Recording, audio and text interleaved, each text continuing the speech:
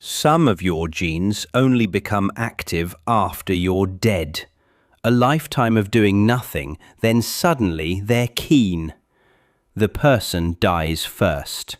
The cells carry on for hours, like shop staff who were never told the place had shut.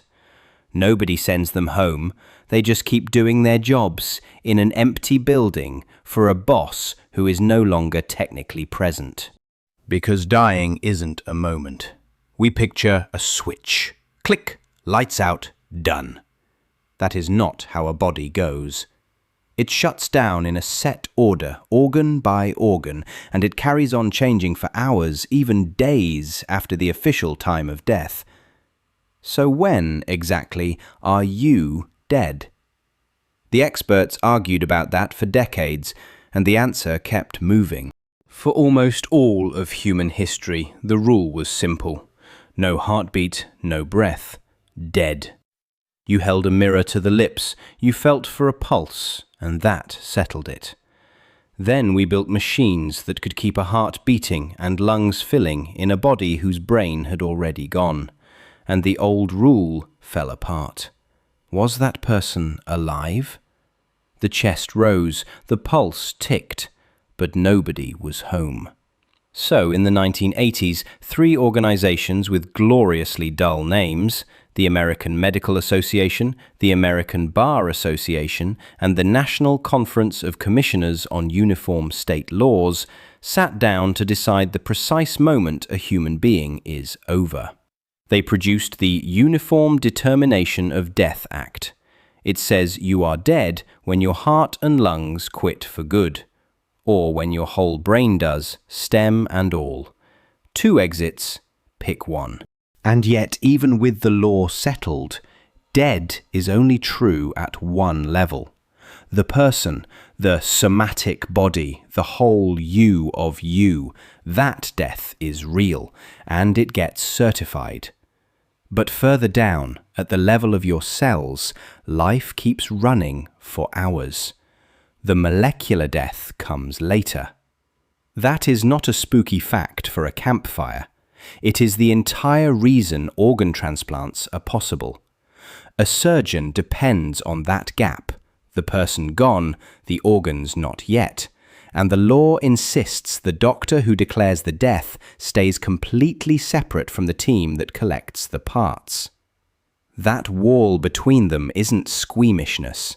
It's the system making very sure the timing stays honest.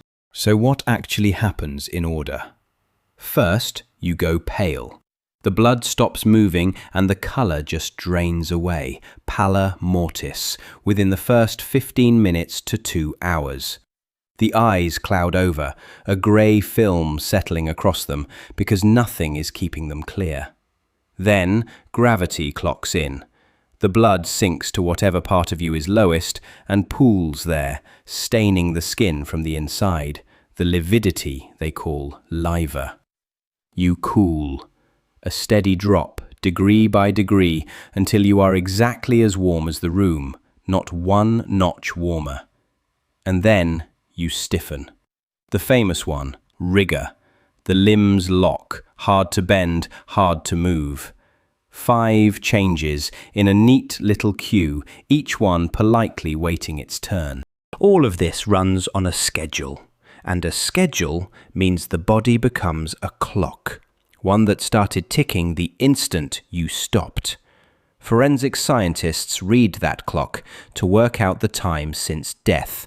They call it the post-mortem interval. And the single most reliable hand on that clock? It's the eye.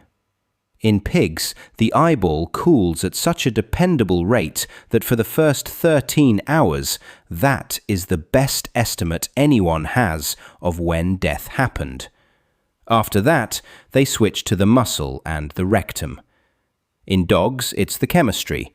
The potassium inside the eye climbs in a steady, readable line from about an hour and a half to 7 hours. So somewhere, right now, a scientist is telling the time by reading a corpse's eye. And it keeps better time than your watch. And the stiffness doesn't even last. Rigor grips the body and then, days later, quietly lets go again. In dogs, the hind limbs can stay locked for a full day, and the stiffness leaves the elbow only after 3 to 7 days. Your body tenses up, holds the pose, and then relaxes, like it has finally clocked off for good. After that comes the part with the strong smell and the Latin you would rather not meet. Putrefaction, then decomposition, the slow return to simpler stuff.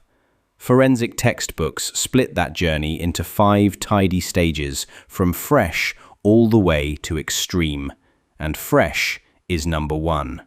Sit with that. Now, the only reason we know any of this, the order, the timings, the whole grim choreography, is that one man decided it deserved a science. In the early 20th century, Elie Metchnikoff founded thanatology, the formal academic study of death.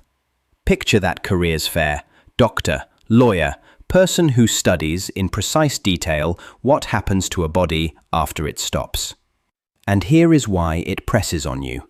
Every item on that list, the paleness, the cooling, the stiffening, the clock ticking away in your eye, is not a description of corpses in the abstract. It is a description of you, specifically, on a day that is already somewhere penciled in. So death is not a door you step through. It is a long corridor, and you are switched off in pieces, slowly, by a body that takes hours to accept the news. The person goes first, the paperwork follows, and the very last part of you to learn that you have died is the smallest, most loyal one. A single cell, still doing its job, right to the end of an end that already happened. Sleep well.